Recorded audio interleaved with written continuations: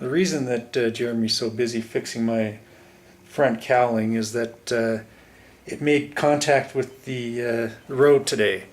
I was trying to pass a truck that had slowed down for some railroad tracks, and just as I got level with the truck, just a few feet short of the railroad tracks, a dog darted in front of the truck right towards me. I barely had time to react. I hit the horn and hit the brakes, but I ended up running right over the dog, and when I hit the dog, the bike basically flew upwards as the front rolled over the dog, and then came down hard onto the railroad tracks is where the bike ended up. And I was initially pinned under the bike, but luckily I'm not hurt that bad. I have some road rash on my elbow, and my hip and knee are a little sore on the right side, but nothing too serious. The bike took the worst of it, I think. The front fairing here is broken in a few places. The bracket holding the headlight is bent. It took some roadside repairs to get the dashboard back on, but luckily now everything works. The plastic covering the tachometer is shattered, but still in place. So actually, I think it's pretty lucky all told. It could have been a lot worse. Luckily, there's no one coming the other direction. I think the dog probably just crawled off and died in a ditch. It was quite an impact, and it ended up getting bashed underneath the bash plate after I ran it over with the front tire. So it hasn't been a good day. My crash wasn't the first.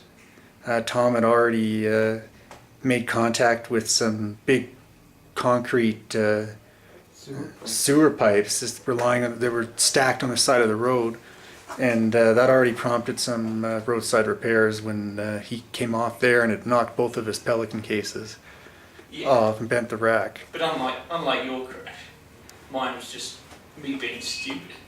Right. Wow. Yeah, the roads in Ethiopia are, I think, the most dangerous that I've ever seen.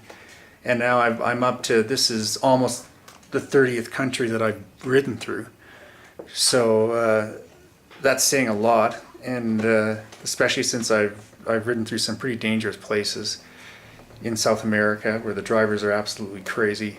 But here the problem is that the roadsides are so congested with people and animals, and there's a lot of truck traffic, and it seems that neither animals nor people look before they dart out right in front of you. And that's what happened to me today. I hit a dog, and it's something that I've been worried about for a while. Just ever since Sam's accident when he hit a kid, it's been at the back of my mind, and I've been hyper aware.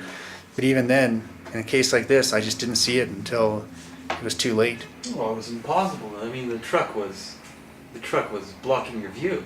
Yeah, you can't. And of course, it's right on the railroad track. So it was the worst possible conditions to see anything running onto the road.